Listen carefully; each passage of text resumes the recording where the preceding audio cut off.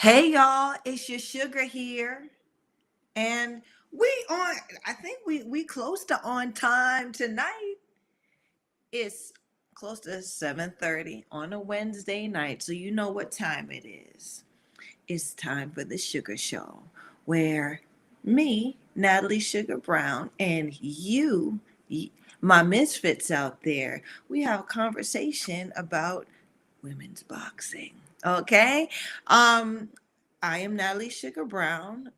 I am not only true to this, I just know what to do with this. Okay? I know what to do with this industry and how it goes in this industry of women's boxing, women's pugilism. Okay? And the Natalie Sugar Brown show is where we meet up and we talk about it. But we don't really talk about the numbers and the statistics, so to speak.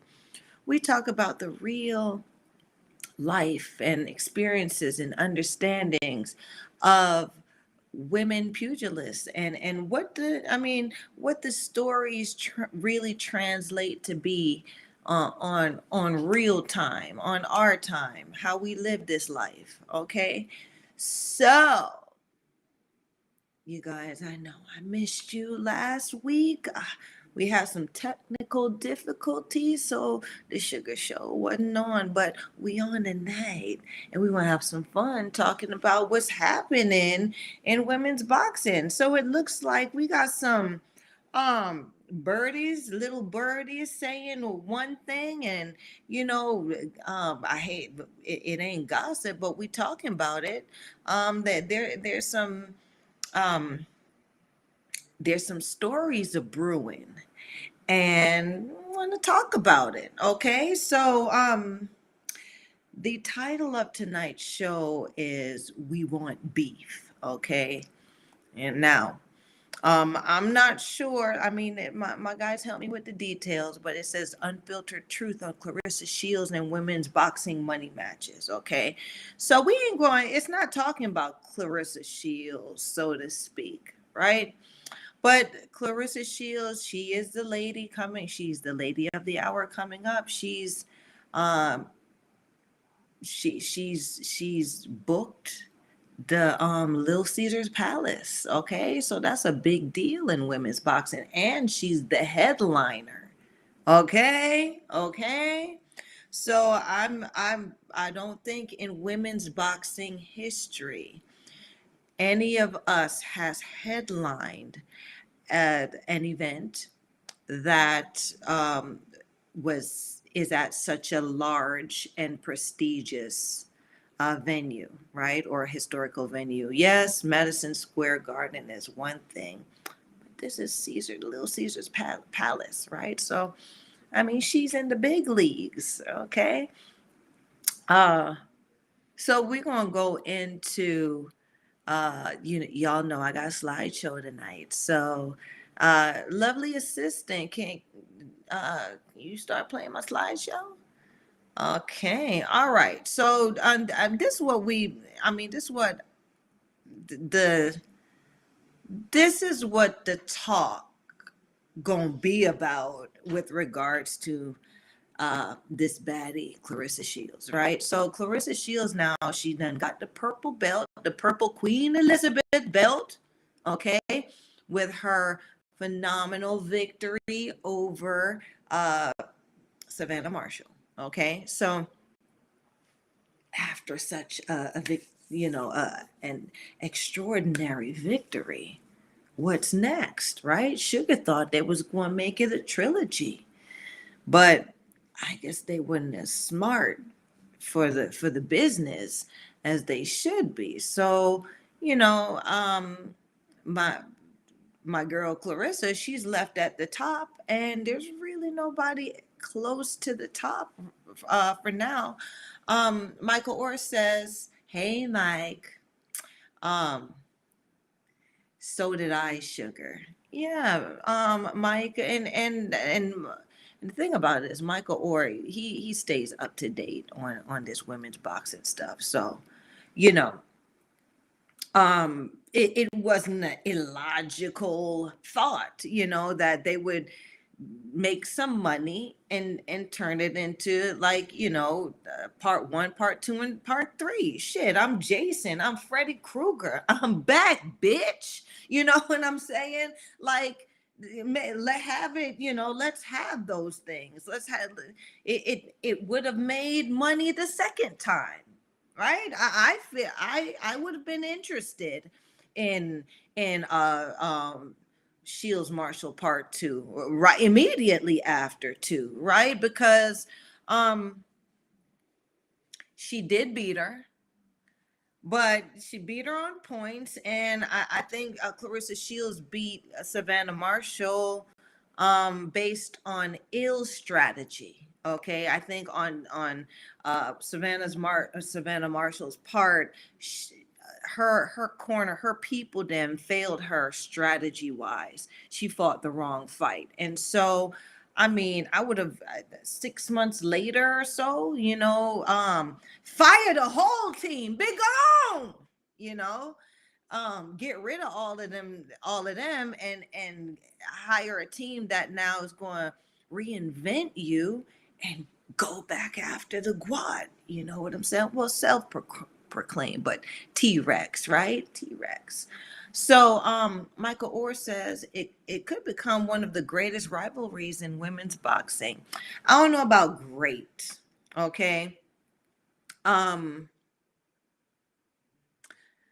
it would have been great if it was closer, if Savannah was beasting more in the fight, if she had turned it into a fight where this is what I mean, couple episodes previously to this one tonight, you guys, like, subscribe, and share this sugar, right? But couple episodes previous to this one, I came out, my show was about what makes a good or a great woman boxer, right? And it could become one of the greatest rivalries in women's boxing. Well, you need to have two greats to be rivals. And Savannah Marshall, though they gave her the red carpet to owning it. She, in her heart and soul, doesn't believe she's great. And so can't sell a great rivalry if you don't think you're great. Now, my whole thing is this, okay?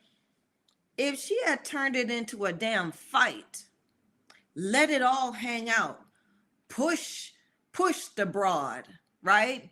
Cheat a little bit, headbutt, like when it gets down to the wire, and you see this bitch getting out of hand in front of you, you start, doing what you got to do to make this thing a real fight. Then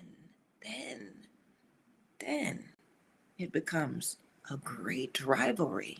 Why? Because now we have questions, right? Now we want to see, we see you, baddie, right? Let's see if this Shields can be badder. It's not just about boxing and combinations and all of that stuff, right? What makes a good, especially female fighter, is the fact that there's an unadulterated fierceness that we get to reveal as women in fighting, right? It's just like a trendy this trendy statement where people are like, oh, women are emotional, y'all are emotional. You're damn right I'm emotional, and so what, right? And I bring this shit everywhere I go. I'll bring it, especially in the ring. You're going to see some emotions, right? Because that's what sells. That's what sells, right? We can't be the men's, right? When you're looking at women's boxing, right? There's a difference. There's a reason why there's a difference, right? Women's boxing, we can do more, right? And still be women behaving badly, right? It was never about men behaving badly in men's boxing. In men's boxing is who's the baddest mother boop in this mother. You know what I'm saying? If they want to be the macho, the biggest, the baddest guy around, we just want to behave badly. We want to be the baddest bitch, right? And there's so many ways to be that. And I think with, now everything's straight edge, everything, and they're cleaning up everything. Oh, you have to be Olympic pedigree to get on certain platforms, and they're not really letting the authentic baddies rise to the top. It's taking the momentum, it's taking the heart and soul out of what makes us special, what makes people want to watch women box, right? um we gotta bring it back. So my whole thing about Savannah Marshall versus Claressa Shields is I think Savannah Marshall should have just embraced. They tried to make Claressa Shields the villain, but Claressa Shields shined on their asses. Okay, so after you see where the storyline's going, then follow it. There's nothing wrong with being the villain. Sugar's been the villain sometimes, right? It's fun, right? As long as you get to go in there and do what you do, play the part. Okay. So she lost stock with that. Okay. And I think she lost a lot of heart with regards to, I mean, that was a big deal. She disappeared. I think I mentioned this in a previous show where if and when she doesn't win, she's gonna disappear into the bargain bin, never to be heard from again. Right? And not never to be heard from again where they won't bring her up. Never to be heard from again where she has to she got to get a hold of herself, right?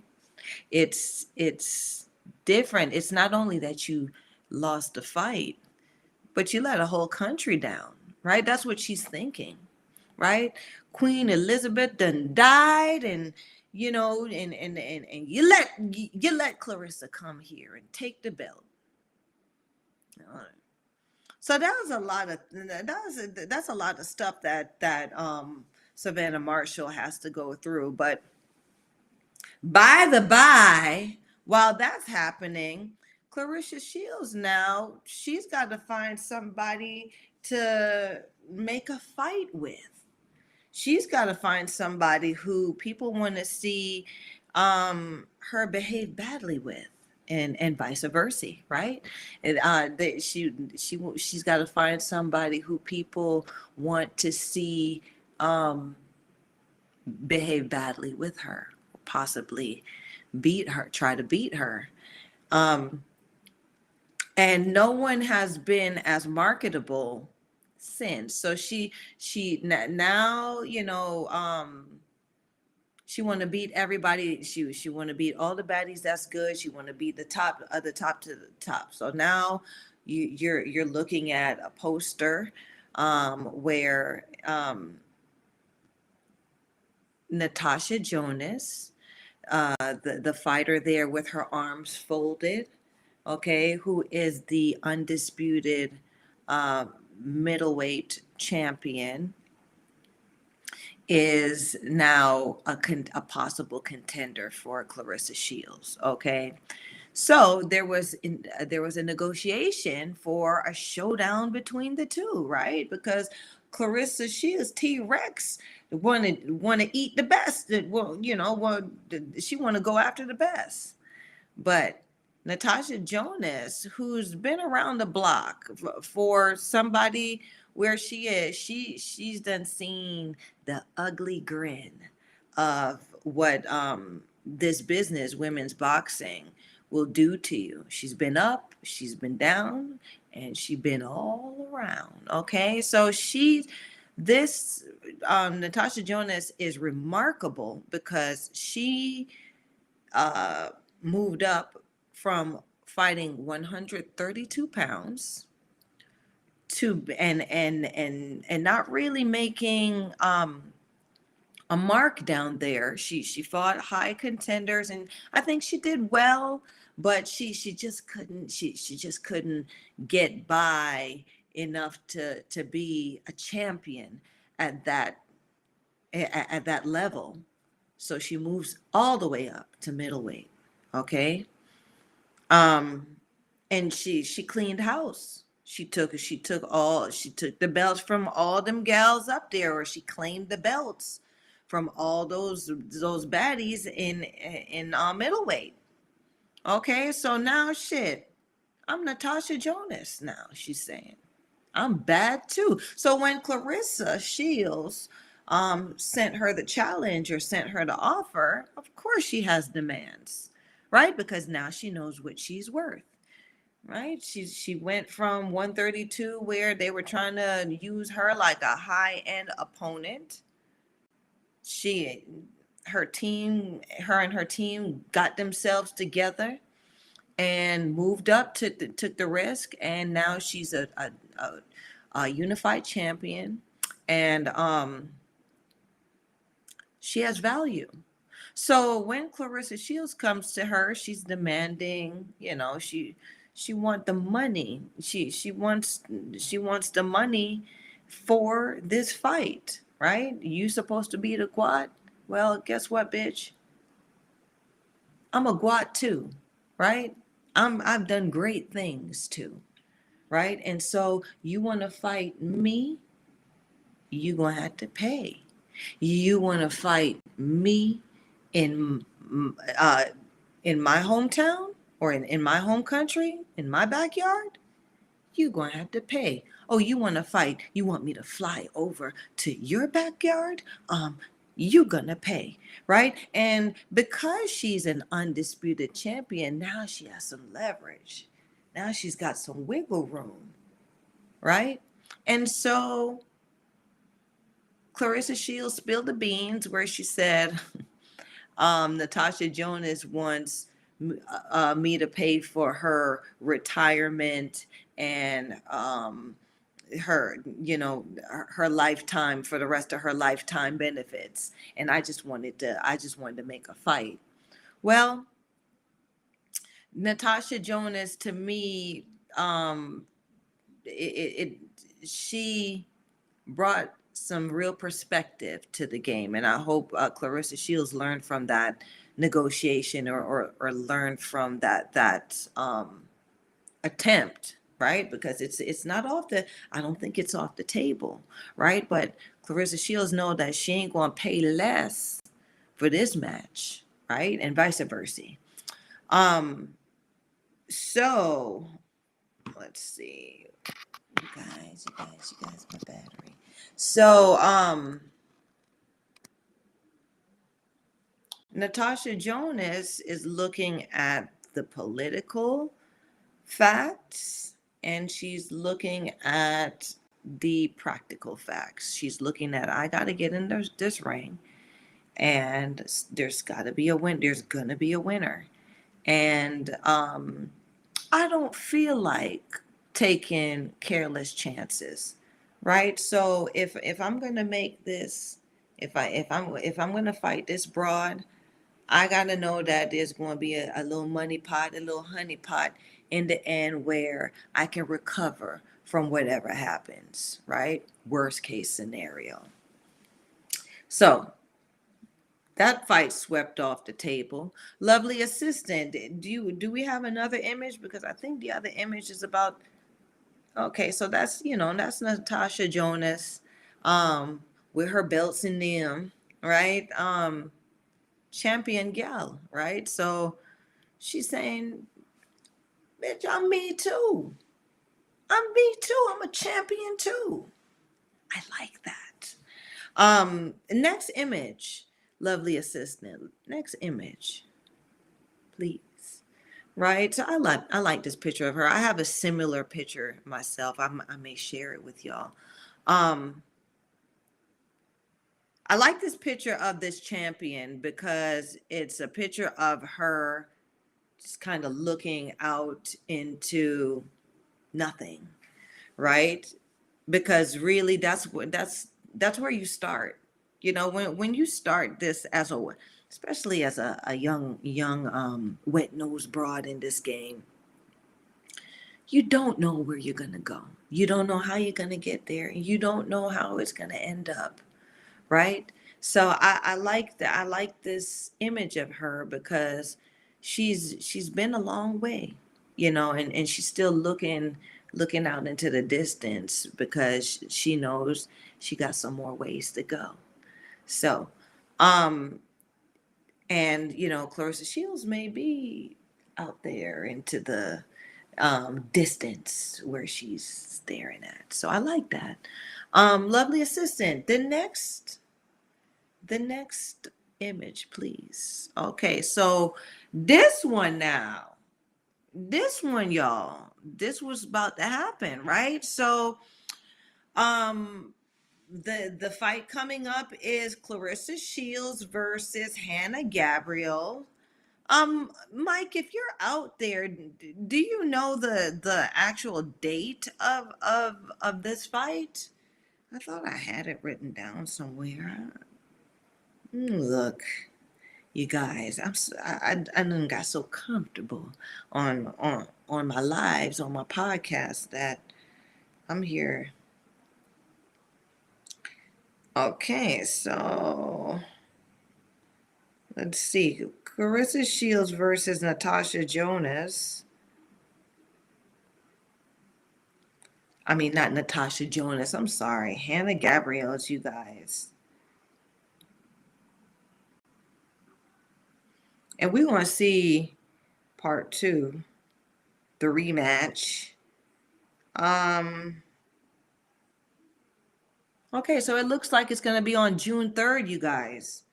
Um, and it's for her undisputed middleweight title. And I believe, I'm sorry, Natasha Jonas is the junior middleweight champion. Okay, so middleweight and junior middleweight. So, um, this now, Claressa Shields started off as super middleweight. Okay, now she's a solid middleweight, looks like, and she's about to go back in the ring with the only woman who ever put her on her ass, Hannah Gabriels. And I think she put Hannah Gabriels put her ass with one of them sneaky uppercuts that she throws, because she's from Costa Rica, so you know they got that rhythm to them when they fight. Some good fighters out of Costa Rica. Oksana Castillo, I think she fights out of Costa Rica. I always put her name out there because she was one who I believe should have or would have been a good contender for Claressa Shields or anybody out there, if they had really put some support into her and behind her. Um, but yeah, so this is the matchup, and like the title says, we want beef, right? Because the only way, like the Claressa Shields is the type of champion that can only sell a fight if she has beef, right? If she can talk her talk, and if she can attitude it down to the ring, it's a sold fight. She's not a fighter brand wise or market wise who people just genuinely want to see fight. They want to see her shenanigans. They want to see her moxie. She has to sell the fight um, by making by making it beef, right? So the beef is between the two. I gotta spin back and get my leg back. I gotta put you back. I gotta put you on your ass, Hannah. Right? Because I owe you one. Right? So Now the matchup is to see if it's going to happen. Now, Hannah Gabriels has been off. I mean, I think she rallied up there in heavyweight um previous to this. I think she's the light heavyweight champion, 178 pounds. So I think she's the light Hannah Gabriels is the light heavyweight champion coming back down to middleweight to fight Claressa Shields for that jackpot. Yeah, right, because Hannah Gabriels ain't going to fight nobody that's going to pay her. She's not going to have a bigger fight than with Claressa Shields. So if she should have to forego her 178-pound, excuse me, I'm sorry, y'all, that was so unladylike, title to go down and get paid, well, it's something that all of us have done for peanuts. So let the games and let the show begin. Now, I'm not sure how they selling it. I mean, I'm seeing these images, and Hannah Gabriels was never a talker. She lovely assistant. Are there any pictures of? Do we have pictures of this fighter or this Hannah Gabriels? Lovely assistant. Come on now, don't fall asleep on me, right? Don't do that. All right. So I mean, she sells herself. She's a very sultry um lady. Okay. She comes out, she has her cape, and her body's always looking tight and right because she's a bigger girl, but she does she looked like she can do a fitness magazine or a fitness show. She just has a nice bikini sexy build. Okay, so Hannah Gabriels has been around for a while, and her current record is 21 wins, 2 losses, and 1 draw. And out of her 21 wins, she has KO'd 12 baddies. Okay, so she has 12 KOs, and out of her 2 losses, she has lost 1 by KO. Right, so I would say she's pretty authentic, right? She's been around the block. She's been there. She's had some gifts as she was coming up, but she's that gal over there in Costa Rica. They love some Hannah Gabriels. And she has some great names on her resume. Okay. One of those names, like I told y'all, is Oksana Castillo, who TKO'd. I'm not even who she got stopped by. Okay, so Oksana Castillo, she up there, she up there in the high 200 pounds now. She done had babies, and she's still fighting. She's still a baddie, but boy, I tell you guys, it would be money well spent if anybody would put a fight, get her on the damn back on that road work, and get her down to her natural middleweight state so she can get in the mix, because I'm telling you something. Oksana Castillo is a monster. Who was chiming in? Trifine Scott. Hey, girl, I ain't seen you in a while. You ain't joined me in a long time. Thanks for chiming in. So this show, Trifine Scott. This show is about we want beef, meaning in order to sell female fights nowadays, or I guess the seller is beef. It is contention. It is that it's it's not even just rivalry or whatever it is. It's conflict. We gotta have some shit we gonna fight about. So, Trifine Scott, you tell me what you think sells a good women's fight, or no, tell me what, even if you were at the damn Walmart, because I know you nosy, and you saw two women going at it in the damn meat department, right? Maybe over a pack of pork chops. You know what I'm saying?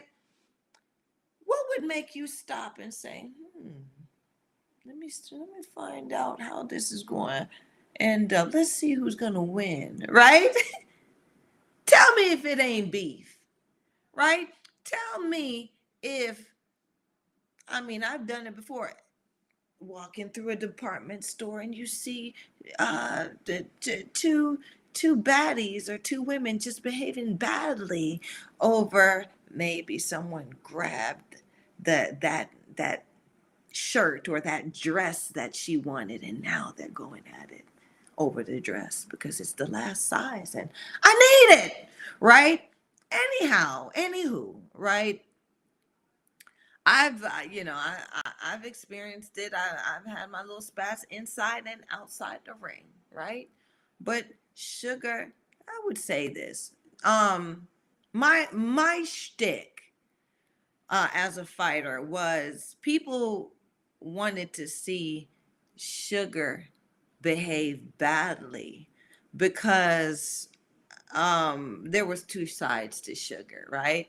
And sugar didn't look like a fighter, right? Sugar didn't look like um the typical badass, right? Sugar looked like a good, just a girl next door when I was young. And Sugar looked like what you call it, I had the afro puffs, and then, or I had the two braids, as an amateur. But when I went in there, I turned into something else. I let loose. You know what I'm saying? And people like that fierceness because when I came out the ring, I was just Natalie, right? So people would always look forward to what Sugar's gonna show up for the fights, right? Lovely assistant, is that all my pictures, or is that all my slideshow? Because y'all promised me there was going to be some more stuff that I could share. Okay. I guess I'm going to wing it. I guess y'all done left me hanging for the rest of the night. I mean, for the rest of the show. So I'm here to just, you guys can just imagine about the next couple fighters that I'm talking about, that I will be talking about. Trifine Scott comes in and says, "Hell yeah, beef is necessary before the action." It sounds like you a baddie out there, huh? Trifine Scott said, "Hell yeah." Right? So some people chime in and say, "Oh, I'm not a fighter, and women shouldn't fight or whatever." But I like the fact that this baddie chimes in and says, "Hell yeah," right? Because always, there's always a side of every woman. My grandmammy, my god, my teacher, all of them, right? There's a viral video going around now. I know y'all seen it. Well, with the teacher with her cheeks jiggling. Now she had to put that student down because she was putting hands. Anybody can hurt you, right? So she was defending herself. She had to put hands on this kid, and lo and behold, she ain't had no drawers on. Well, she had a thong on. Anyway, y'all will see it. It just went viral, right? And Sugar love a fight, okay? Whether it be in the ring, outside, on the corner, or whatever. Sugar, I'm like, I'm like my grandmama. looking through the curtain. What in the what in the world is happening outside? Look like the neighbors are at it. Yeah, girl. Anyway, so yeah, all right. So we back on. Michael Orr comes in talking about where can I see this? um, Mike, goodness, I forgot. You got to look it up. You just, I think it's a Florida teacher or whatever. Just put Florida teacher. Michael Orr says my house or yours. You better stop, cause you already know. Mine or yours, of course, right? You know, Michael Orr says we can watch it together. Oh, we can do a lot of things together, Mike. Right? Right? You see, Mike. That's the thing about you. You play hard to get. You, yeah, you a tease. Yeah, everybody should know this in internet land. It's almost been a year since Mike knew I got a little thing for him, and he there teasing. He's still teasing. Anyway, I got a lot more. It's a lot more out there. Sugar like a lot of y'all out there. So Mike, we'll catch up. We'll catch up. Now, the picture that you're seeing right now is the shot where Hannah Gabriel um put Claressa on her ass, right? And the mouthpiece flew out. Claressa couldn't even believe she was down there, which it does happen. I mean, I've had that, right? My fight, the onlyest time I ever been dropped in the fight. And when you go down there, when you get dropped, you're like, how the hell? It looked totally different down there. It's like outer space, right? Because we ain't never been down, right? So and it takes you gotta get in your mind that I gotta get up, right? So Claressa went down, mouthpiece out. She put, and I like it. She put the mouthpiece back in her mouth, and she got serious in the fight, because I think what happened was she may have underestimated Hannah Gabriels, and Hannah Gabriels called her. If you're a fighter, you know the three places, right? You know the three places that you gotta protect, or you gotta go after um on that head region. And you know what this do, you know what a strike here do, you know what a strike here do, you know what a strike here do, and you even know what a strike here does, if you're being taught, right? Because there's a lot of fighters aren't being taught anymore. So Trifine Scott chimes in and says, Claressa, she has the biggest mouth. She does have the biggest mouth, but that's what sells. That's how she sells herself. Uh, it ain't Claressa Shields if she ain't talking that talk, right? And I've learned to appreciate her for that, because who else is doing it, right? I don't like the fighters who are just, you don't really hear them, or when you hear them, it's some unrealistic oh, and then peace to the world and all this great shit going. No, right? We're real out here, and somebody is showing up, someone is training to try to knock your head off, and you're talking about, and I wish her all the best. No, bitch, bring it, right? Because I'm here with bells on. It's going down, right? So try your best, right? But I'm Ruby Scott's daughter. I mean granddaughter. You know what I'm saying? I'm a Scott. Like I come from the Scott line too, right? On my mama them side. So yeah, Claressa got the biggest mouth, but that's how she sells herself.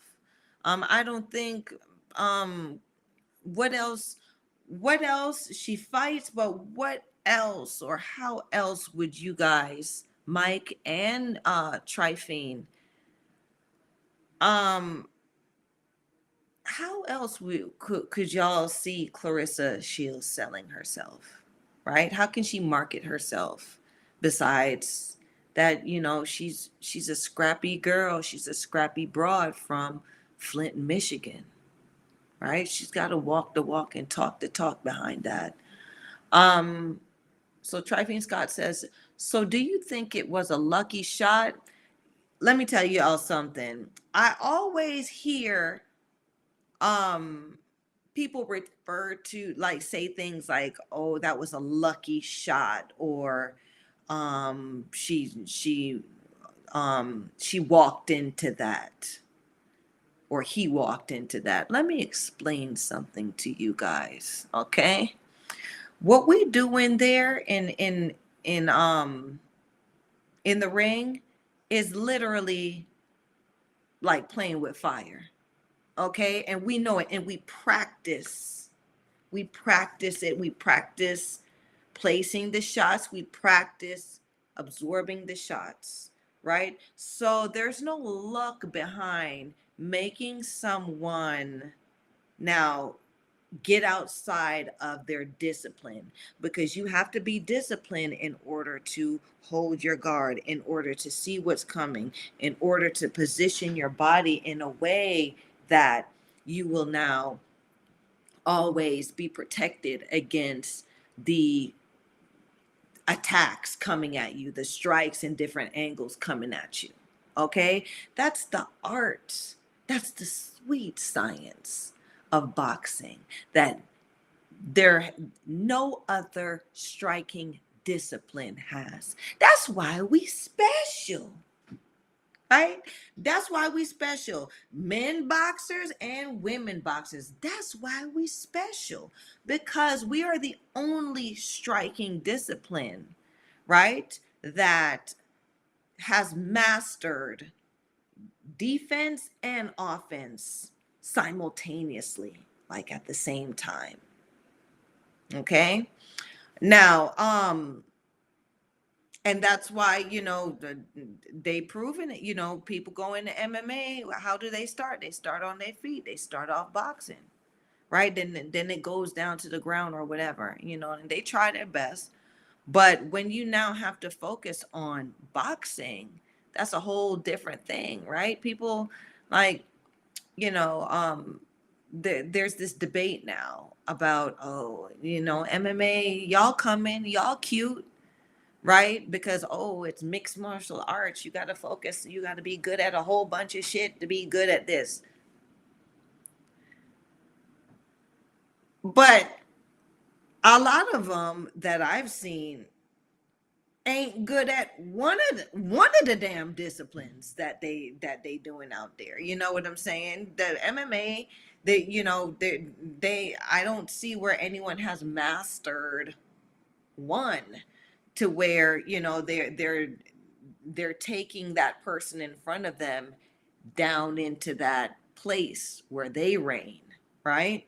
um so in boxing, we are trained, we're one-on-one, like we are um locked in to the discipline of striking and defending, striking and defending. And you have to hold that discipline, hold that strategy, hold the tactics of doing that to be successful for up to 3 minutes. It ain't easy, right? And you are absorbing blows, and you are fatigued from moving, and you may become overwhelmed, because you have to think of so many things at one time while remembering to keep your position and keep things in place. There's a lot going on.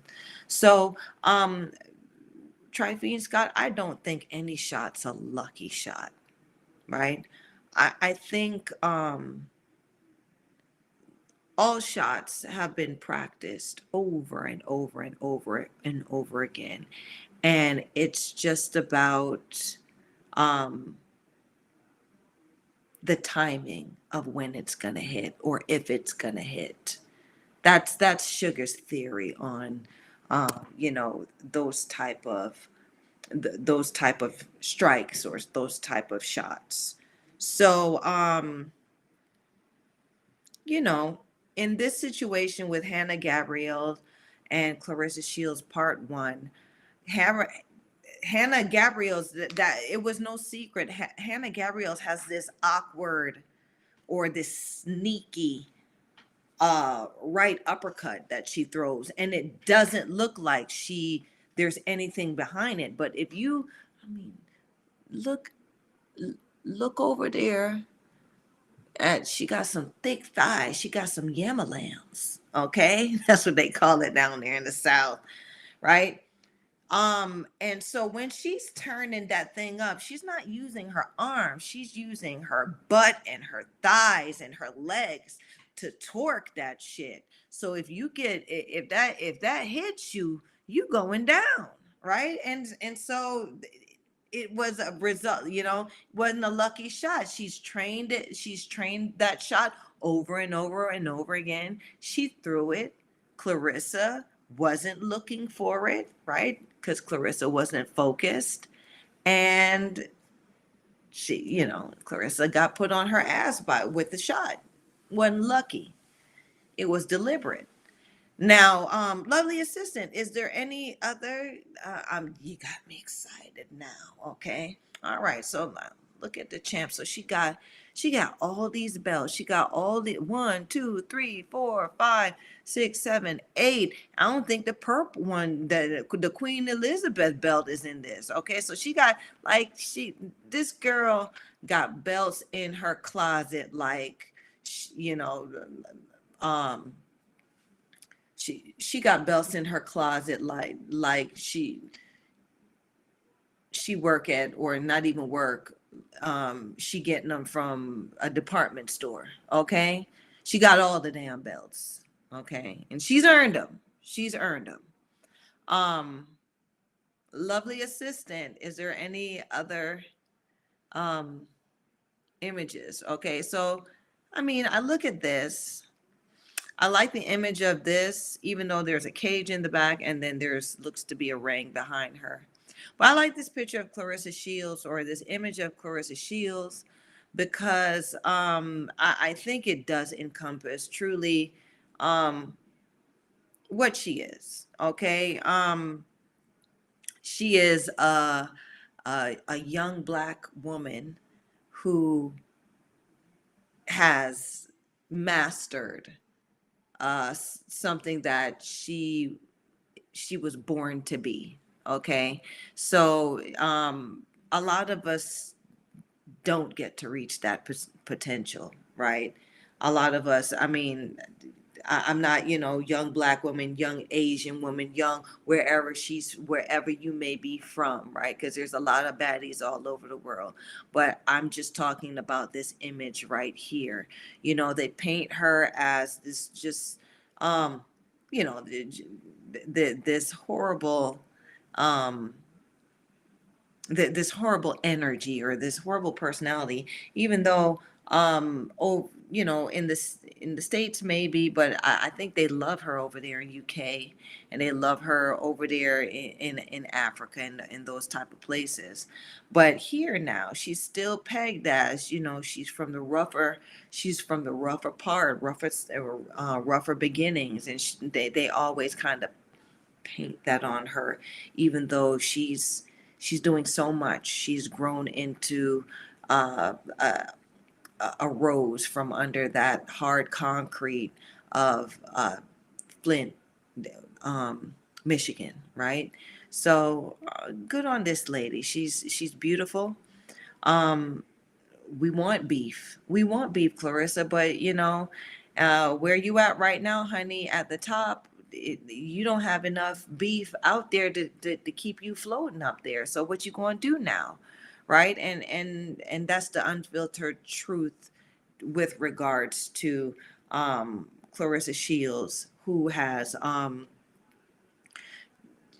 she has authentically climbed her way to where she is right now. Okay. Um, just because she had 2 gold medals at the Olympics did not mean that her future was destined, or she was going to be what she is right now, because women's boxing still was not in a place where um we thought,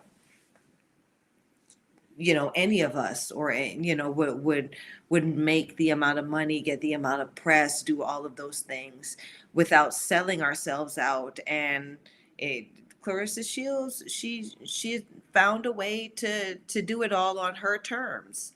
And so, just like that picture of Natasha Jonas, I found this picture of her because um, I the imagery of it. This is what sells, right? That I think we need to sell more of the broads, so we can like these broads out here, instead of um selling a persona, right? Yeah, the beef is one thing, but the persona is, okay, this broad made it from down here to up here. Okay, where else can she go? Right? And so then when we say, where else can she go in women's boxing, we can bring some more people, some more contenders, some more problems to the platform that she can solve, right? Instead of now making these celebrity matches, making these boring ass um, put togethers, right? Now we can now find contenders from other places, other other walks of life, to see if the Gwat, the self-proclaimed Gwat, or T-Rex, can slay these crones, these baddies, these wet nose coming up, and maybe a dragon or two. Okay. Lovely assistant, is there, shoot me the next image. Okay, so now we coming down to the home stretch, y'all. Okay. So what we looking at is super bad Sinisia Estrada. Okay. And so we're talking about Sinisia Estrada tonight, because we want beef. We want beef. Girl, and you too little. You're too little for too long. Okay. Shanice Estrada is down there in goodness, uh what weight is it? Just slipped my mind, and y'all know I gotta look it up now. um Shanice Estrada, what her weight class? All right. And I've featured her before, but y'all know, should that's one thing. Sugar knows, what she talking about, but like these weight class, I know the broad, okay? So she is a minimum weight, okay? And the thing about those smaller weight classes is, um as skilled as they are, some wonderful uh contention down there, and contenders, they have to do something like a what Pacquiao has done to get the attention back on them. So they have to be that little big dog, a small dog that will buck on a big dog from time to time, if y'all know what I mean. Okay, so Sinesia, it's time for you to step up and buck another big dog, because Marla Esparza was oh, my host says she's a flyweight. Okay, so she rallies minimum fly. She's it's tiny. She a tiny gal. Okay, and like I said, when you tiny, right? We want beef. This is women's boxing. This is the fight life. So we got to see you buck on a big broad sometimes. Okay. And so the last time I seen a buck on a big broad is when she fought Uh, she did an excellent job of handing Marla Esparza her ass. Okay, and since then, you know, Superbad been doing her thing. She's been climbing, but I need you to buck on another big one. I would like to see this baddie fight someone like Helen Joseph. Yeah. Because Helen Joseph has, Helen Joseph has been in there with, some name brand higher, big body competition. So I would love to see how, say, Sinise Estrada could step up and fight someone. Let's start with Helen Joseph. Michael Orr says she's fought as high as 113 pounds and as low as 103. Yeah, that's what I'm saying. You know what I'm saying? So women behave badly. You bad, but you little, right? I need you. We want beef, right? So we want you to buck something, right? Because we're not really scared or we're not really concerned about, sorry, the smaller broads, even though it's some badass small broads out there.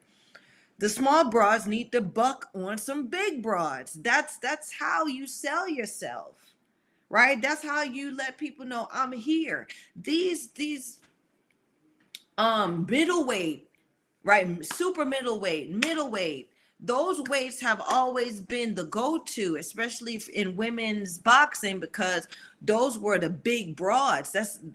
Those were the bigger broads, like how at one time everyone does clamor to the heavyweights, but the heavyweights always ruled in men's boxing. Well, the middleweights always ruled in women's boxing, because if you a middleweight broad, that means you a big bitch. You know what I'm saying? You got to lose weight and come down to 165 pounds. So that means you walking around bigger, right? Because at your top shape, you running, you eating right, you getting small, you're 165 pounds, right? So, you know, even, our darling Katie Taylor, it's time for her, and she's doing it now, I guess, in where she's taking on Chantel Cameron this coming up May 20th, right? Chantel is her and Chantel, I think she's fighting Chantel for Chantel's 140-pound belts. I think that's what this fight is all about, coming up with Chantel. Even though I think Chantel she sold herself, right? She should have took a page out of Natasha Jonas's book, where she didn't have to take that fight with Katie Taylor. Yeah, she didn't have to. She could have milked it a little bit more, dangled the carrot in front of that broad face and say, "You want these? Come and get it." Not, I'm here. I'm here. I got all these belts. I got all the belts. You can have them. You can have them. We can fight. We can fight in your backyard. We can fight in your historical country. Like, I don't see where it made any sense for Chantel to take this fight that's coming up. But we'll see. There's always a fighter's chance, but politically, nah, bigger. I wouldn't take that fight. No, sir. Michael Orr says, oh, Trifine Scott comes in and says, agreed. Yes, child. Yeah, child. And Michael Orr says, yeah, if you can't hang with the big dogs, get off the porch. I mean, we all in agreement here, right? So, this is Cypher is kind of warming up, right? It's kind of lit, right? With the three of us, we agreed, right? We want beef, right? And beef comes in all different ways, right? All different ways and all different ways, right? So you can have beef rare, you can have beef well done, You can have, right? Yeah, you can have beef baked. You can have beef roasted. You can have grilled. Then just bring it. We want beef. Michael Orr says, and not from the butcher. Hello. Michael Orr says, I like mine bloody. Okay. You see, you are wild, Mike. You wild, and see that's why I'm wondering why you always you playing hard to get with me because I like them wild. Um, Trifean Scott says, "Wow, she looks fierce." You talking about this baddie right here? Yes, Anissa Estrada. They call her super bad, and she is. This little broad can fight. But I just think she being too little for too long. So, like I said, I would love to see her step up to a Helen Joseph. She's a refined fighter. Okay, this is why I like this fighter. This is why I keep saying this broad's name. Um, Michael Orr says she holds the record currently for fastest knockout. I hate that record. I think that's some bullshit. I think that record is a blemish on who she really is. She came out and she knocked out a woman or a broad that had no business. She was not prepared. That broad was set up to get hurt, and I do not. That's something that Sugar will never, ever, ever be on board with. I like fights. I like a bad broad. Um, and if you're a bad broad, you'll give another bad broad the time of day. You're not going to set up somebody who does not have a clue for you to hurt them. That's some real punk bullshit. And so, yeah, that's the blemish with this one here. As much as I like Super Bad, I think she was super lame for that bullshit. And I hope she's not out here you know freaking that record like, oh, I got the fastest knockout in women's boxing, because no, bitch, you don't. Right? You just like a lot of them out here throughout time that has set women up, set other people up um predatorily, as a predator. Right? You're a predator in that sense, and you have been a predator. You ain't got that story ain't never been on Sugar's book. Right? Sugar been set up, but that's something that I'll go to the pearly gates, or I don't know where I'm gonna end up, but that ain't gonna be in Sugar's book. Um, Michael Orr says, I know it was bad matchmaking. That wasn't even a match made. That was a predatorial um, uh, assault. You don't do that. You don't do. That's how they kill us in there. That's how broads get killed in there, right? Getting set up like that. It's just unethical. Michael Orr says Miranda Atkins, only 5 fights. Everybody, only 5 fights. Everybody she thought I had a losing record. I'm not sure what you mean by that, Michael Orr. Are you saying that that fighter, Miranda Atkins, had only 5 fights when she fought Superbad, and I think Superbad fought her when she was +10, when she had more than 10 fights on her record, and you fighting somebody with 5 fights. Um, and everybody thought, even though I fought Kelly Kofor, I stepped up to Kelly Kofor, who was a great champion, and fought Kelly Kofor when Kelly Kofor had, like, I think Kelly Kofor had either 13 or more fights, right? But I was prepared, right? It wasn't a setup. I had time to prepare. Kelly had time to prepare. and I was prepared to get my ass whooped by that night, if indeed that it was going to come down to that. But I had a chance. I took my chance. This Miranda Atkins had no chance. She did not. They did not. They set her up. She did not know what she was walking into. That's no that. That's just stank. Um. So yeah. Um. So yeah. So with Sinisa Estrada, as I said, she's a refined fighter. She goes by strategy. And that's why I like this fighter.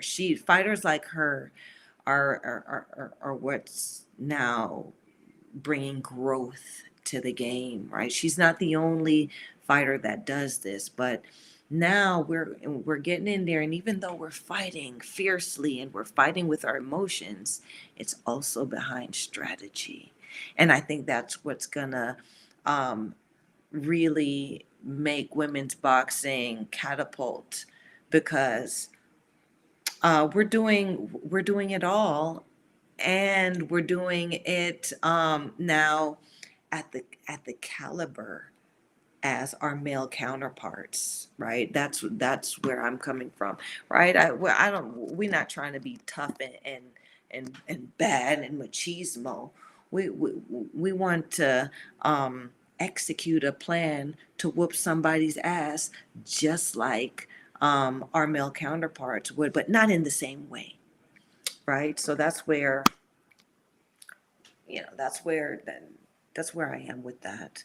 Um, so I mean, she's talking that yang. Shanisa is talking that yang, talking about she'll step up to Katie Taylor and Amanda Serrano. I guess I guess y'all tell me in women's boxing. Somebody is that now what the goal is for all female fighters, to fight Katie Taylor and to fight Amanda Serrano now? Or I thought the whole thing was to make a legacy, right? I thought it was to add to the game enough to change it, to add our little spark to this history and culture of women's boxing, so we can have some good ground behind us as we as our the different seeds and the different fruits bear and grow from what has been laid before us. I didn't know now that the ultimate goal is to fight Katie Taylor and Amanda Serrano. I didn't know we'd become that lame, right? I still represent women's boxing to the fullest, but I ain't claiming that shit, right? Katie Taylor, Amanda Serrano, Claressa Shields, they not the end all, the be all. And if we keep acting like that, what's going to happen when they gone, right? Because they're crones now. They're in their mid-30s, right? The game's about to be, they about to dust them off and hang them up, right? You got Amanda Serrano talking about she doesn't call it nobody on the cell phone. She can't get no calls on the cell phone. Late night when she needs some love. I don't know how that works, right? I suppose she can have a cell phone now, right, Jordan? Like, cause that's her backer, her manager, I think her trainer, that's what his name is. Can she, I'm sure she has a cell phone now, right? But it's only but so long a woman, can devote herself to this game, right? And these are crones, they're in their croneship. Maybe they want kids. Maybe that's the thing about us women in the game, right? And it's not that you can't have children and come back into the game, right? But how they're laying it or how they're working it, these women, these broads are sacrificing their lives to do this, like the there's no longevity in it, and there's no interest in that. I'm interested in a woman who is living her life abroad, a baddie that lives her life, right? And is still growing in and out the ring. So, yeah, have your babies, have your family, get married, get divorced, have your life, and still get back into that ring and do what you do, which is behave badly, right? Because that's the personification of women's boxing. The fact that we fight, we still fight, right? And we find a way to do that, and we find a way to still be good at it, even though we have other obligations, right? That's what separates us. That's what makes us special, right? A man, he don't have to take a break and grow a human in his body and then push the human out, right? And then work so the body can, from that warped body, right, where you grew a human being in and you pushed the human, now you got to reshape, re-strengthen, right, reinforce that body back to where it's a pristine machine. What happened to that story, right?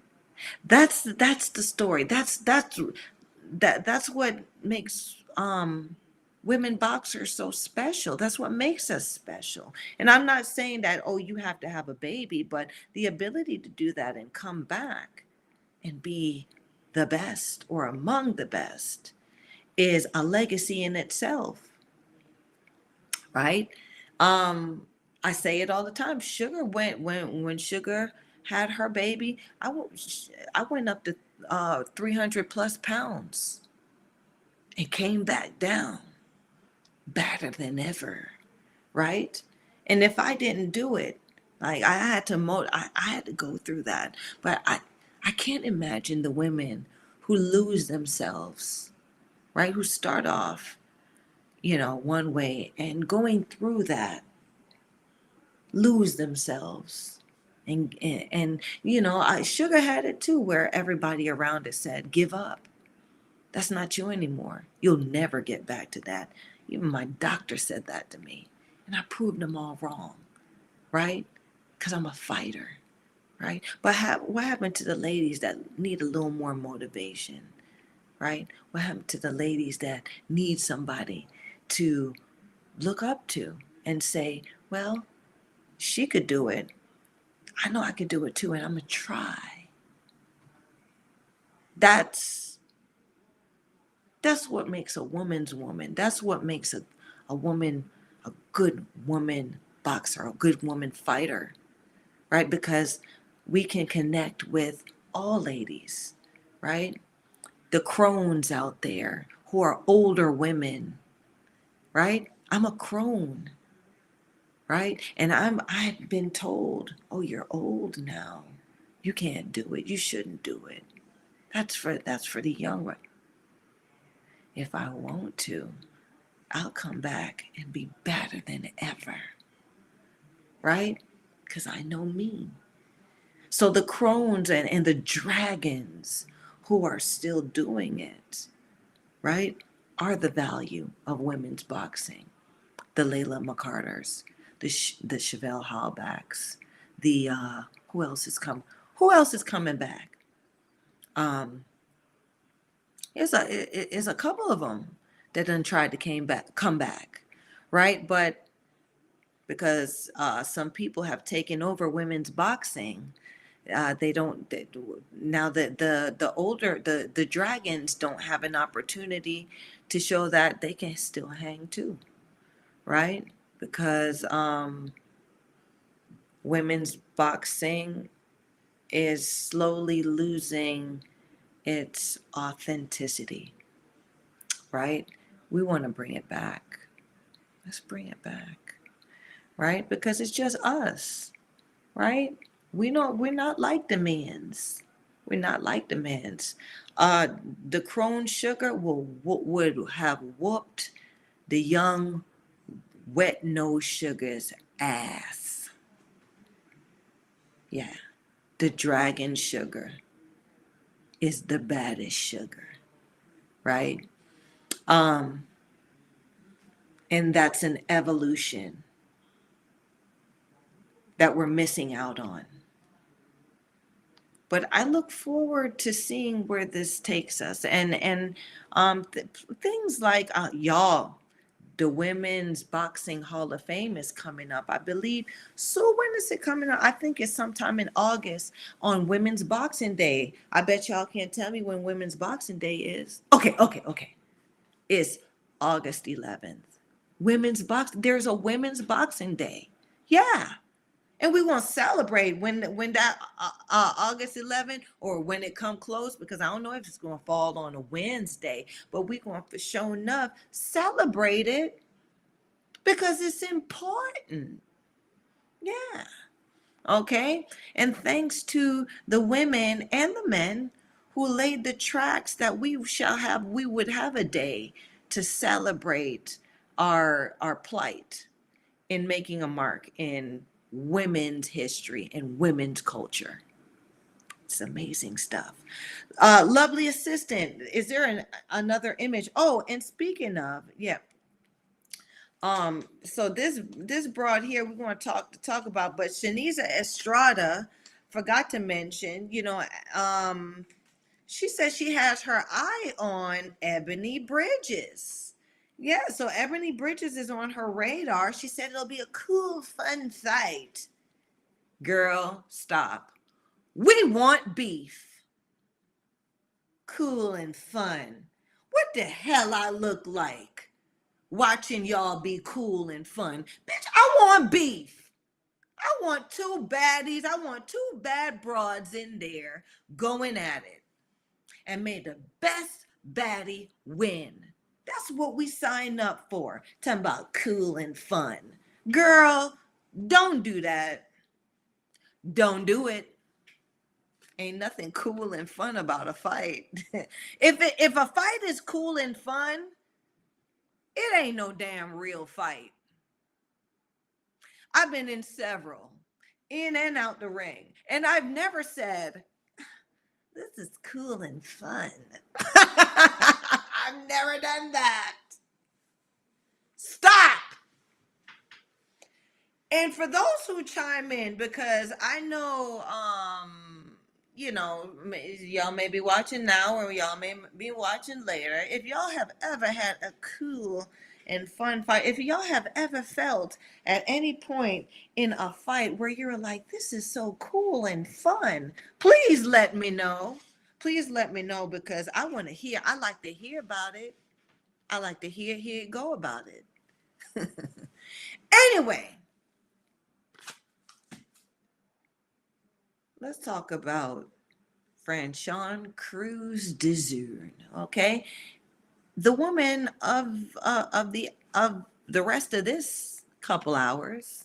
So she's 8 wins, 2 of them by KO, 1 loss, and that loss was to Claressa Shields. Okay, so she been pro as long as Claressa Shields been pro. Claressa Shields' record is in the double digits, while she has only 9 fights. Okay, she's been a pro for years, but she's only had 9 fights, and it's because Franchon Cruz, ever since she became, I mean, with this fighter here, she has a great, she comes from great pedigree. She was a top amateur, a world-rated amateur, and she's had that experience, and she's fought a lot of names who are out now in her amateur days. So I think I can identify with this fighter where I understand that she has made a name for herself as an amateur, and she may have problems as a pro now in growing her resume, because unless you got the money behind her, which I think she's backed by Golden Boy, but I don't know what Golden Boy is doing for her, right? She should have a lot more fights than this, I would say, or I should say. And it's just not happening. So talking about this fighter, I'm not having no more pictures. Come on, lovely assistant. You done snatched the picture away. Um, okay, I'll keep going. Yeah, so we talk about Sinisha, okay, and we talk about Franchon. Turn it to it. Do we have any more pictures? We got any more? Okay, look at her. So they call her the heavy hitting diva, okay? Can you put my picture up big beside this heavy hitting diva, please? No? All right, so we talk about it. All right, so we're looking at the heavy hitting diva, okay? And she always makes she always makes sure she's fashionable, and she's always like puts out this edgy persona, you know, for her branding and how she sells herself. Um but I think that's where the buck stops, okay? um there's not much, more personality behind this, and I think she has a great start, but there she if there can be a bit more relation, right, public relation between her and everybody out here, I think that this fighter could get outside of the shadow that Claressa Shields has casted on her, because she debuted in Claressa Shields' shadow. Okay, she turned pro because Claressa Shields turned pro, and that was her first fight. And then after that, she was Claressa's first victory, and then she was the first one in the bargain bin after that, right? Um, and she's done her very best to make her legacy. She is now undisputed super middleweight champion, I think. Um, yeah. Lovely assistant, can you put any other pictures up? So she's the woman of the hour. Yeah, see, so that's her after she won the belt. Was this after her recent match at Madison? Was it at? I think it was at Madison Square Garden with Amanda Serrano and Katie Taylor. Okay, so she became the undisputed super middleweight champion, which I think that was where Claressa was. You see what I'm saying? So it's like Claressa was there, and then she left there, and so she pulled all the energy out of that division and took it somewhere else. So now Franchon is in the division, and ain't the pool is very shallow, ain't really much up there, right? But um things are getting interesting for this fighter, because she has had she I think she's has had these titles for coming up to close to a year. I think it's been a year since, close to a year coming up since she got freaky in Maddie Square, right? So Sugar had the episode. Go on and check it out. Like, subscribe, and share. But check out my previous episodes where I break down the belts and bodies. Okay, so from belts and bodies, I'm gonna drop some education, drop some jewels on this situation now with Franchon Cruz. So Franchon Cruz, all of those belts that you guys see on her cost money. They cost money every quarter. You got to pay to keep those belts, right? So if you're not fighting and through the purse and through those negotiations, these sanctioning bodies get their money. You got to have a backer that's going to pay that money so they feel good about you holding their title, right? It's I mean, it's very much like real estate, I suppose, or an aspect of real estate where if you've got a vacant property and is sitting there and not making you any money, either um, you need to have the funds, the funds where you can hold on to it without it hurting you, or you need to use it, and you need to use it so it can make you some damn money. So each belt that you see on this heavy hitting diva, um at the very least costs, um I think something like 8,000 at the very least to hold every quarter. Okay. So a belt, say there's 4 quarters in a year. 8 times 4, $32,000 to hold one of them chumpies. And she got una, dos, tres, cuatro. She's got four. And the trois, quatre. So she's got 4 belts on her that she got paid a bill on. So now they knocking on her door, green belts knocking on her door, WBC, and they saying, ah, ah, you ain't fighting. Where is our money at? If you can't give us this money, because they know that there's somebody out there that's going to make them some money on that belt, you're going to have to give that belt to somebody else. You're going to have to fight somebody else that can make some money on this belt. And so there was a mandatory for her to fight Shadeja Green, who I did a bit of a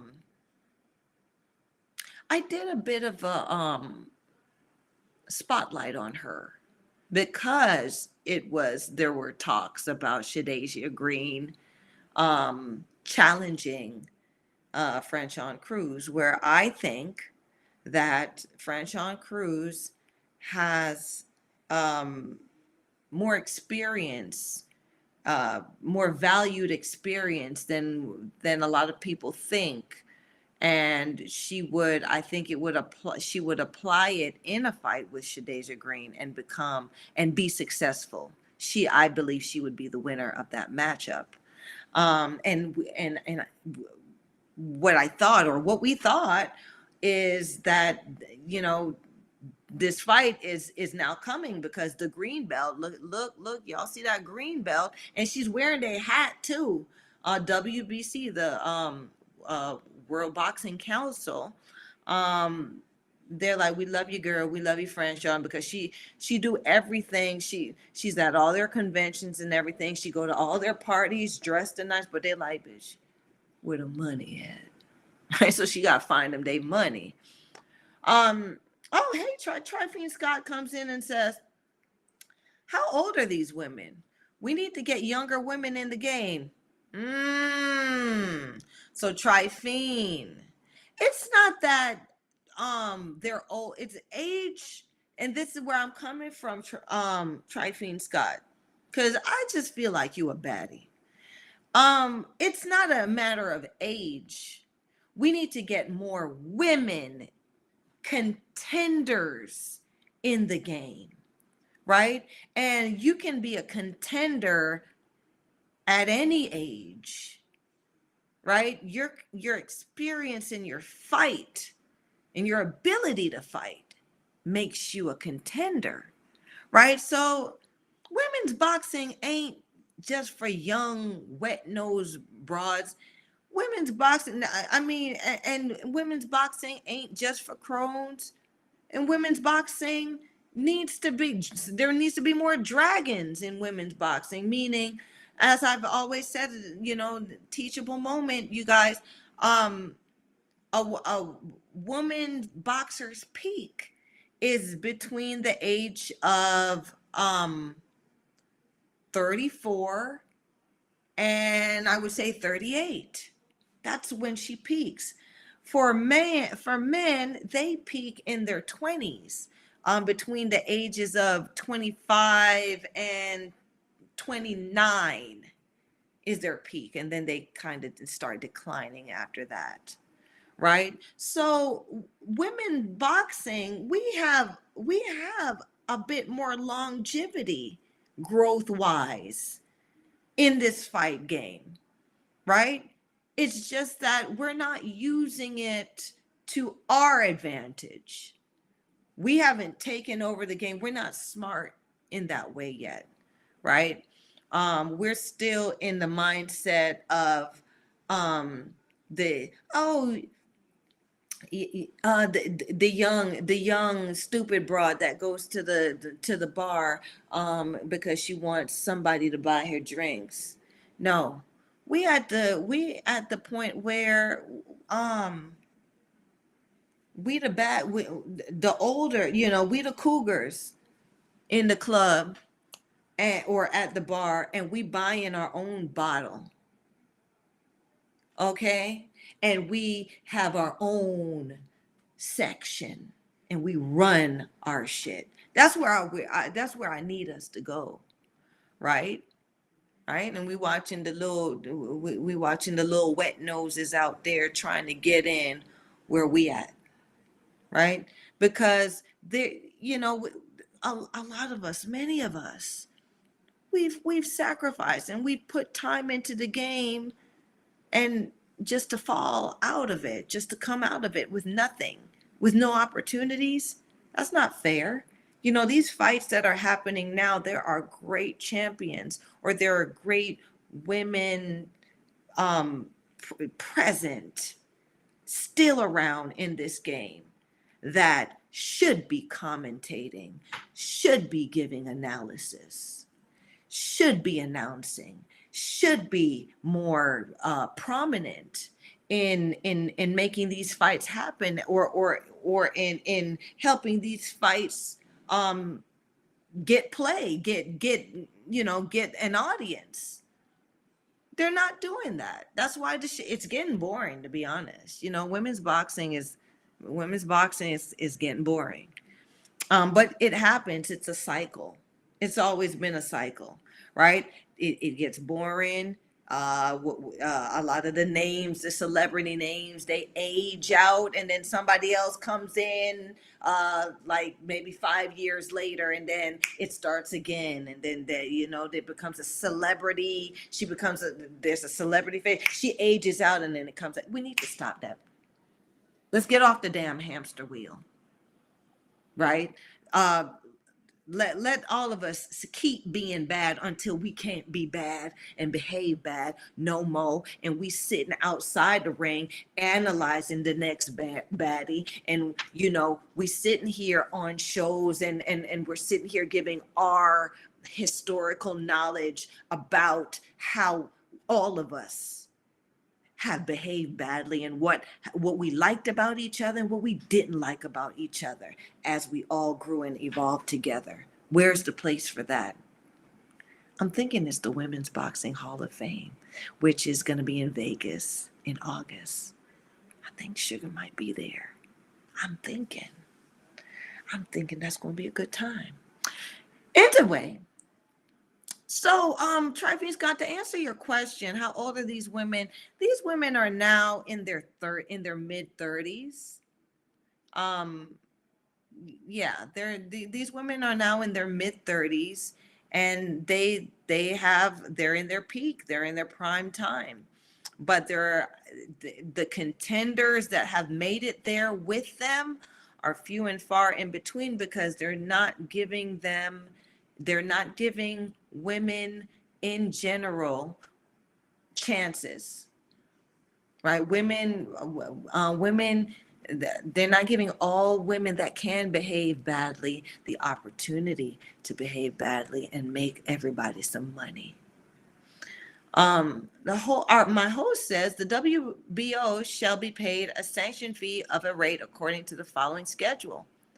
A champion and challenger, 3% of their purses, with a minimum of $500 of the champion and $300 for the challenger. Vacant titles, $500, and a maximum of $250,000 per boxer. So you see, that sanctioning fee ranges from $500 to $250,000. How do you think they determine what your rate's going to be? Just like finding somewhere to live out here, right?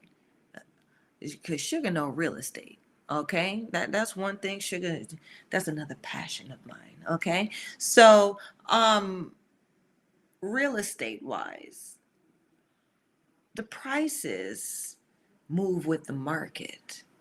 Okay, so when the market was shallow, you could pay $500 to hold on to a belt. But now the market done picked up. So how much do you think it's costing? These girls are making 5 figures now, at least 5 figures per match. How much do you think it's going to cost a fighter to hold on to these titles? And the market is rising, right? Because these broads are being stupid out here, where what you want is you want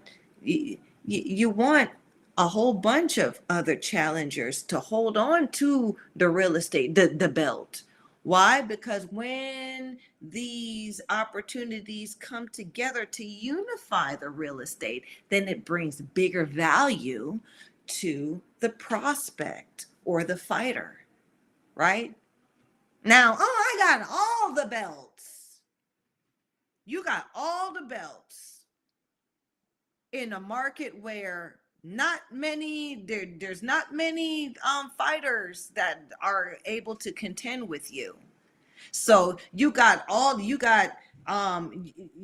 mansion, and you only making money to afford yourself a townhouse. How you gonna pay the bill, baby? Right? How you gonna pay the bill? Your income only allows you to live in a townhouse, but because you got all these belts, you live in a mansion. Right? So what's happening now is these champions, these champions with all the belts are living above their means. Ain't nobody, they starving just like the rest of us still. It's just that they're more popular. That's how that works, right? We all still eating sardines out the can.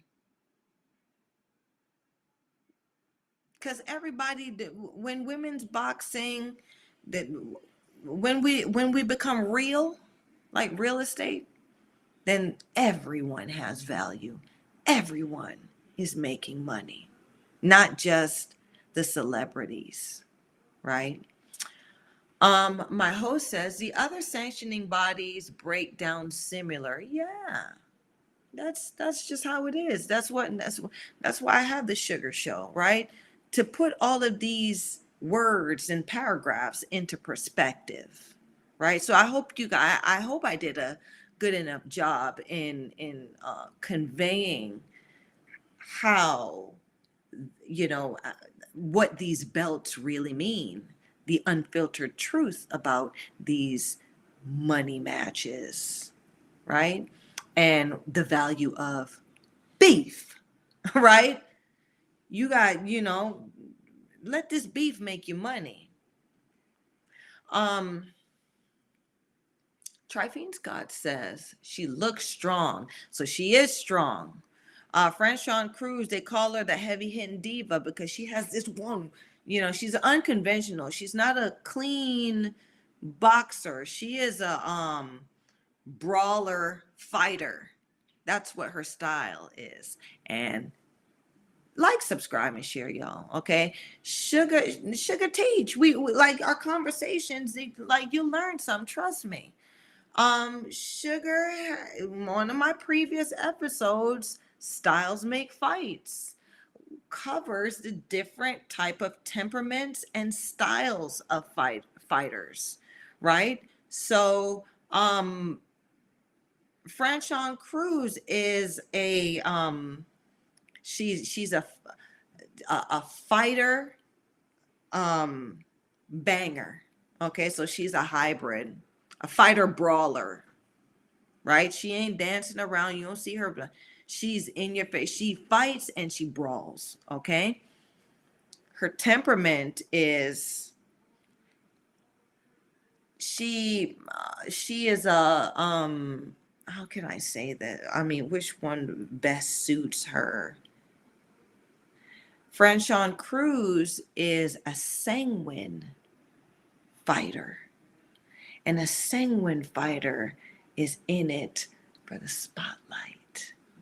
She wants to look good. And even when she's bad, when she looks bad, at least she's got your attention. Okay? So that's the type of fighter Franchon Cruz is. And that's why she wins, right? If you let Franchon Cruz steal the spotlight from you, you ain't going to win. Even when she loses, she wins, right? I mean, she had a fight where they had to cut the damn wig off her head during the match. Well, if that don't sell the damn fight, I don't know what did, because not only did she fight, did she had to get the wig cut off, but it turned around that she was fighting, I think she was fighting a biological man in that fight. You know what I'm saying? So, yeah. Franchon Cruz, she's very appealing, where she brings a show. I just think she should do a lot more, and she can be a lot more. She needs to get off this path and truly be the diva that she wants to be. So maybe she should take some. Maybe she should really find a diva.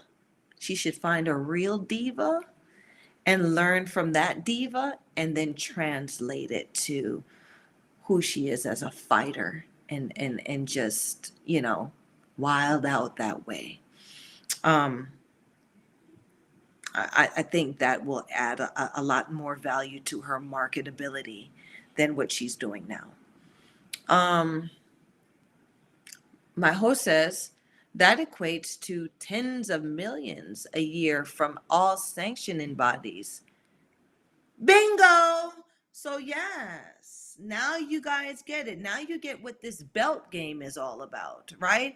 Now you understand why it takes like what feels like thousands of years for a fight to come together in male boxing.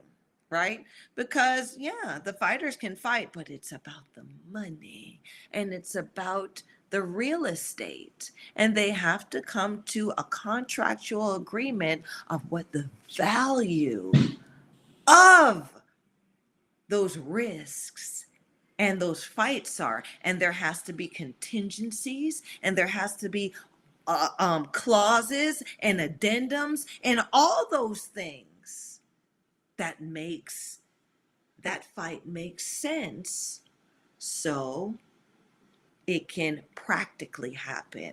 Hey, lovely assistant, come on, put the image back up. Matter of fact, put on the next image, please.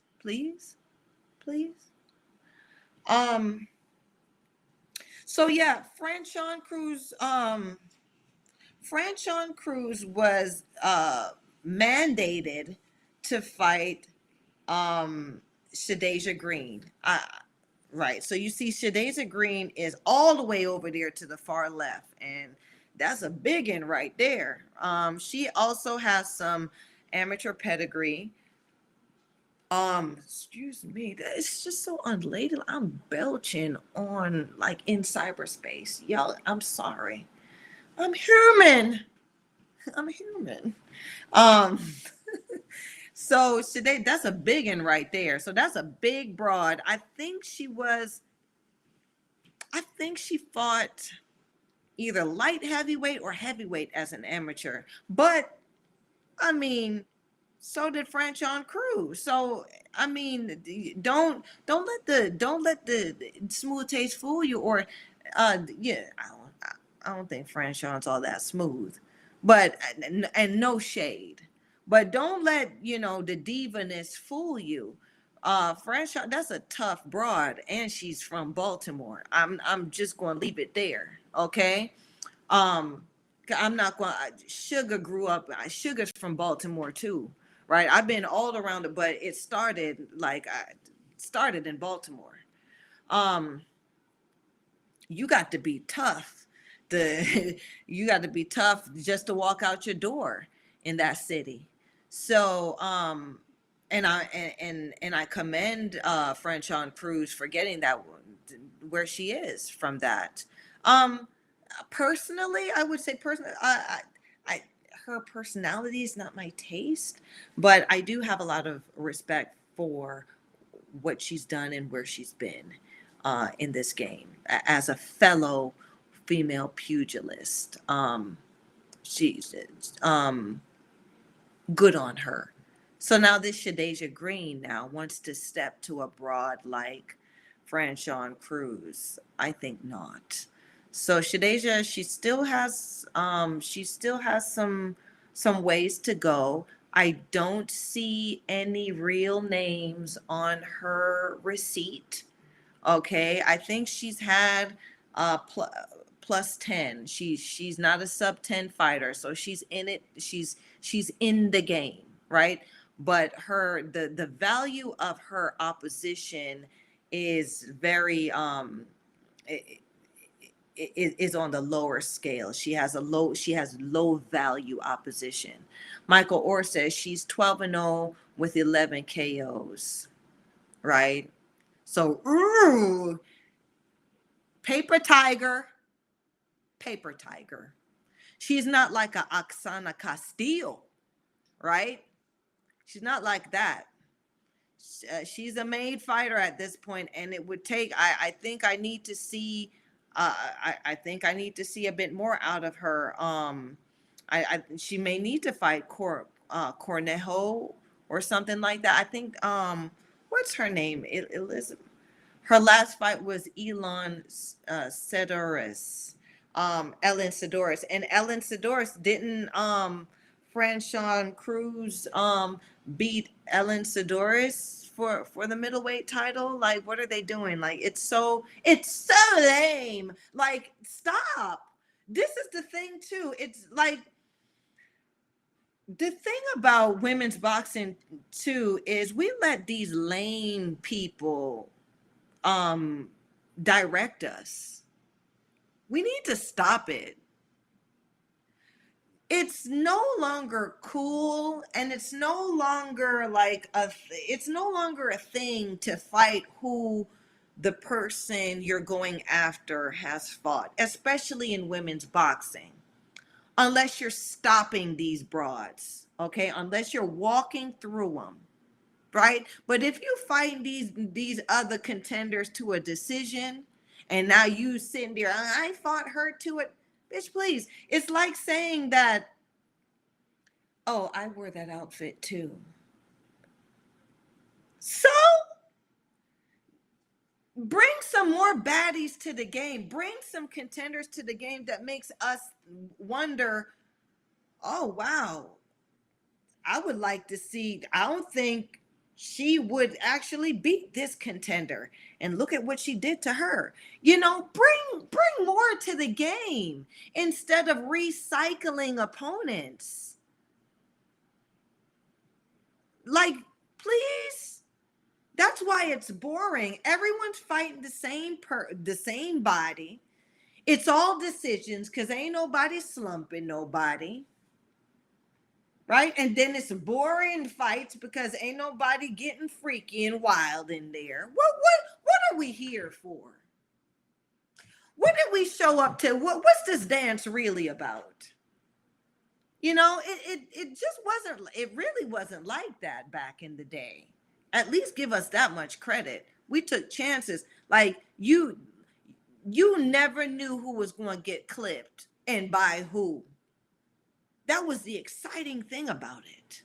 Now it's all orchestrated pretty much. We've got to stop that. It's taking away the value.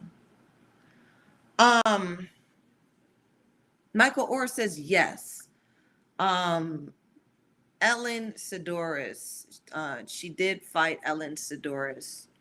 Franchon Cruz fought Ellen Sidoris and beat her just before Shanasia Green fought Ellen Sidoris and beat her, right? So it's like, okay. Anyway, the WBC had these two for a mandatory showdown because it looked like Shanasia got some money behind her, right? We know that Franchon got Golden Boy behind her, and it looked like they may be, they may be paying for her belts, right? She ain't fighting enough to pay for them damn belts, so I don't know, beans and cornbread had a fight. Beans and cornbread like what are you balling off of? I know you don't. I'm sorry, this ain't no shade, but I don't see where in Franchon Cruz has the endorsements that would keep her on that, bringing that much money in to hold all of these titles. So, now Shanasia comes. Shanasia has people, and it looks like the money may be on the scale where WBC is like, I think I think we want her to have our belt because she got more money, right? Because that's how that works. So, there was a mandatory Franchon Cruz versus Shanasia Green, but lovely assistant, can you put on the next image? Look who joins the party. Our gal, Savannah Marshall. So it looks like waiting, in the background, in the biggity background, Franchon Cruz people them was making negotiations with Savannah Marshall for a fight. Okay. And yeah, I mean, it's on some shadow shit. Like, Claressa Shields just finished beating Savannah Marshall. So here come Franchon Cruz fighting Savannah Marshall. Like, don't y'all see it? I'm making it up.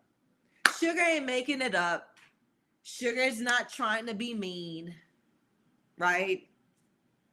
I'm calling it as it is, right? My loyalty is to the truth. Okay, my loyalty is to the truth. Okay, so here we are, recycled opponent. So, but the recycled opponent has now made an interesting matchup between Franchon Cruz and Savannah Marshall, which was brought to the table where WBC would have probably said if it was anybody else, like when Chevelle Halbach was trying to keep her position or keep her position in contention for that middleweight title, and WBC was like, ew, nope, right?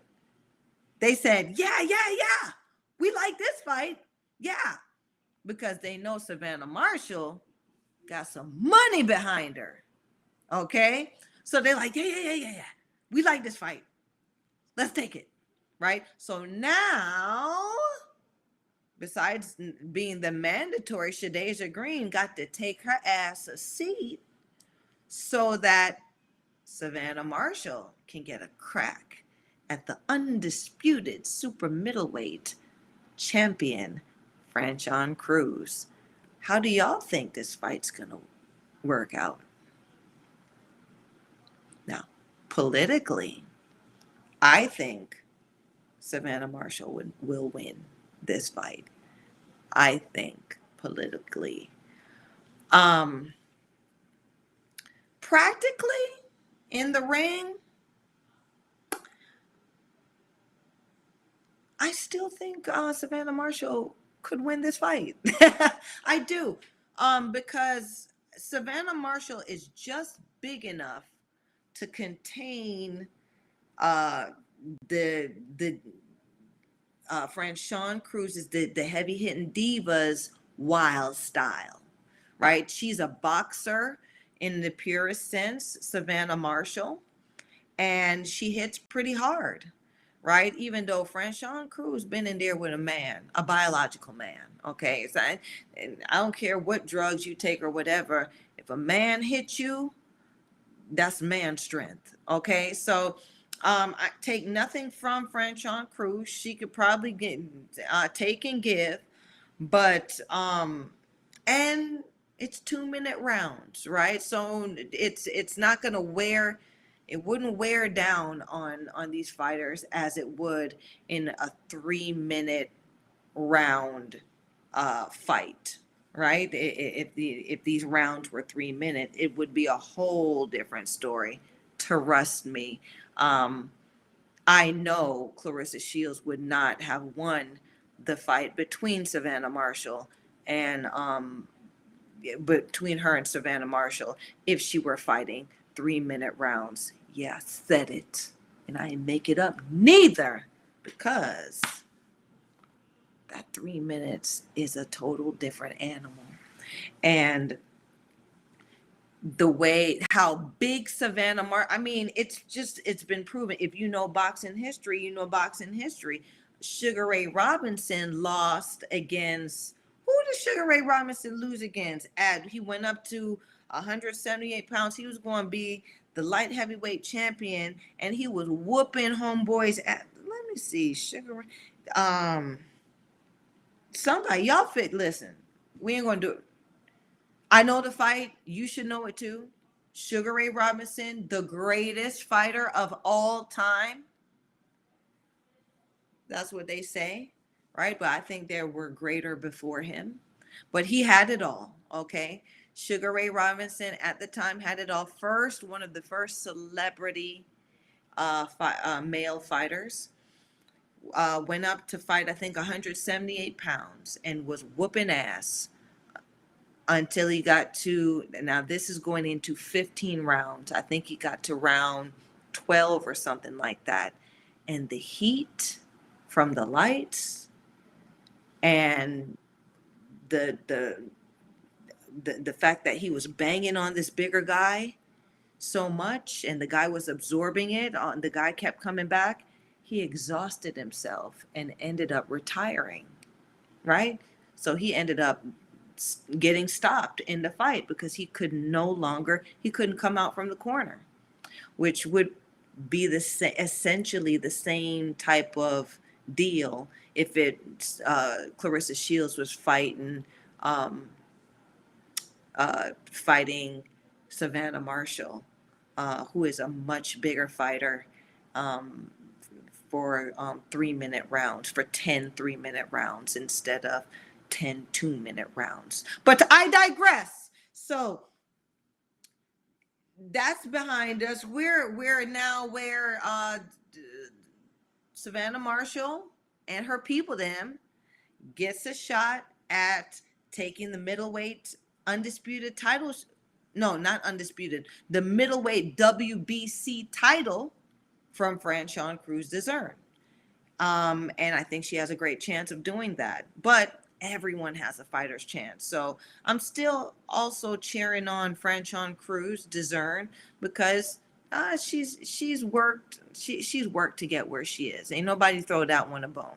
Okay, it ain't like she Michaela, which I think that I mean, we're gonna wrap it up soon. It's a 2-hour show, y'all. We making up for time.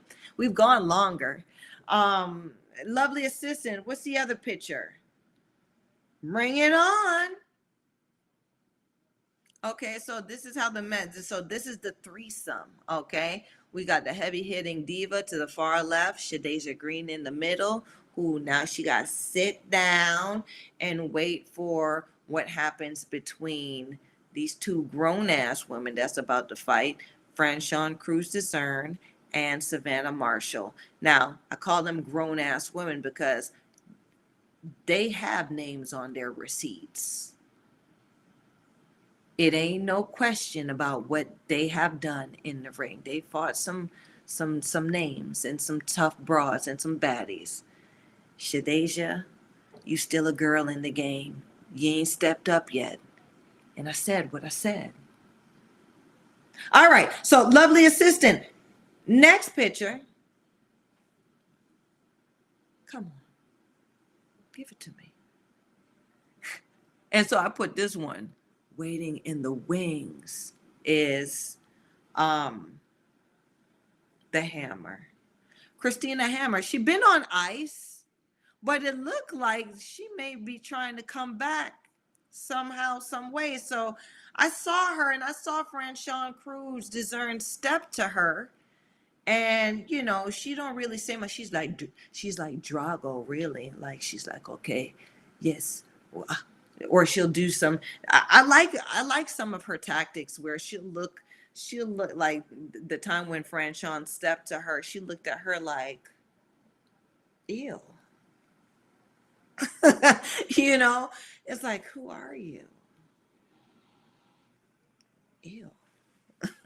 I like her. I like Hammer swag in that sense. So I just brought her in because it was I was intrigued by the fact that her name kind of came up as well. Lovely assistant, is there any more pictures or that's it? Is that it? Okay, I think that's it. All right, you guys. So I'm going to wrap it up, but I'm going to wrap it up with this. I'm going to talk a little bit more about this next week because I don't like what happened and I'm waiting for some answers. I'm waiting for a little bit more answers. Michaela Meyer and Christina Linadarto was supposed to fight over the weekend. And all of a sudden, Christina Linadarto was unable, or the British Boxing Board of Control decided that Christina Linadarto was unfit to fight Michaela Meyer due to permanent lens that is in her eye. Now, this is the same Christina Linadarto with the same permanent lens in her eye that fought Katie Taylor in the UK. So 24, I mean, and they decided this 24, I guess 24 hours before the match was about to happen. So if this ain't shenanigans at its best. So then they threw in last minute substitute. This is for a damn world title or an interim world title. You don't throw, like, who does that? Do they do that in male boxing? Throw in a last minute substitute 24 hours for a world title, for a title match? Do they do that in male boxing? This is the shenanigans that I'm talking about, right? This is why the Sugar Show is here, because no one talks about it. No, everyone in women's boxing wants to be nice and friendly and don't want to rub anybody the wrong way. My whole thing is, listen. I ain't going to rub you the wrong way. I ain't going to rub on you. I'm gonna tell you about your stinking self, right? Because you ain't ever made me no money, and you're not making any of us any money, right? So I'm not going to keep the secret, okay? You don't put a 24-hour last minute replacement in on a world title fight, or not to mention, or an interim world title fight, which is what happened here with Michaela Meyer. That's why I just can't. I just can't connect with this broad, Michaela Meyer. She's just so cringe. She's so cringe for this. Her and her people. She could have sat this one out. She could have, right? She didn't have to. She didn't have to, but I guess they said, listen, we put this damn money down on it. But still, as a fighter, you have the leverage. So then call another baddie out. Call another baddie out. Lucy Wildheart. Host says Lucy Wildheart is friends with the Talkin Fight family. Lucy wanted to fight. I don't give it. I don't care what Lucy wanted. Who the hell is Lucy? This is a title match. Was Lucy a top 5 contender? I ain't even never heard. She may be friends with the Talkin Fight family. Cool. Hey, girl. But 24 hours? Lucy wanted to fight? Shit. Sometimes I want summertime in the winter. You think I get that? No. I gotta wait till my shit's ready. Like how Brooke Deidre said on the Sugar Show. Lucy, I'm sorry, Lucy Wildheart, your shit ain't ready yet. I'm sure host says she's ranked top 20 in the world. Okay, I could be ranked top 20 in the world tomorrow if Sugar decides to get active.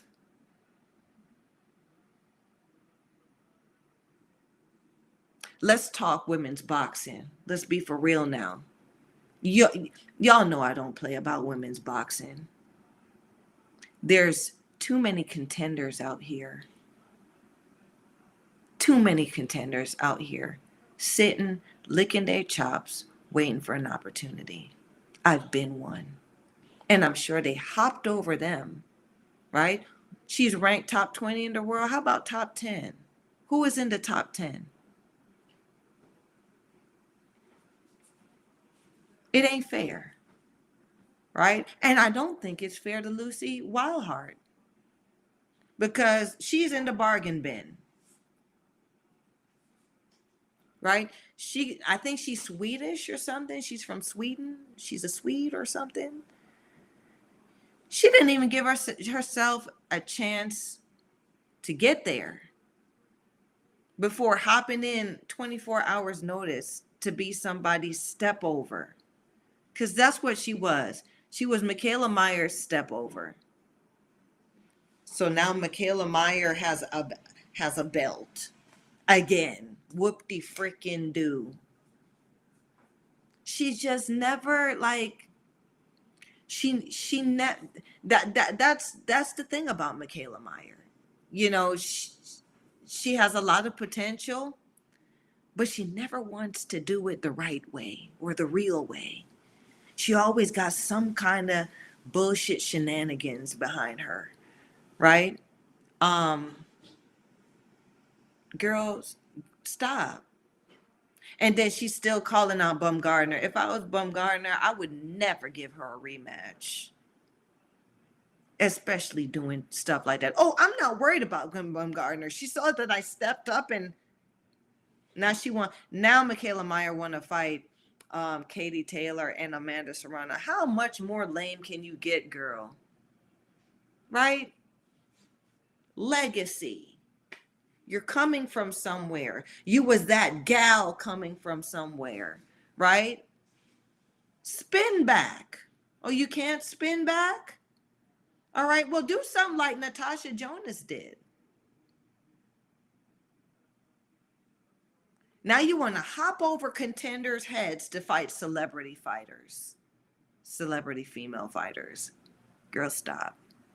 Anyway, I'm going to touch on a bit more about this because Sugar got her ear to the street, got her feelers out there, and I want to know what Christina Linadarto really feel or how she really feel about what has happened or what transpired. And my ears still to the ground, and my peoples, them, they gonna come back to me about this. So the next week sugar show, next Wednesday at 7:30, y'all, okay, be here, because I don't know where y'all at, okay. But I am grateful for who showed up. So Michael Orr, thank you for always checking in and showing up with sugar. Trifine Scott, my baddie, thanks for showing up. Um, my wonderful host, thanks for being a part of the conversation. Okay, you guys. And if you weren't in tonight, listen, drop you some comments down here, right? Like, subscribe, and share this sugar. Okay. And let me know what you think about all this talk that we talking tonight, and how you feel about it.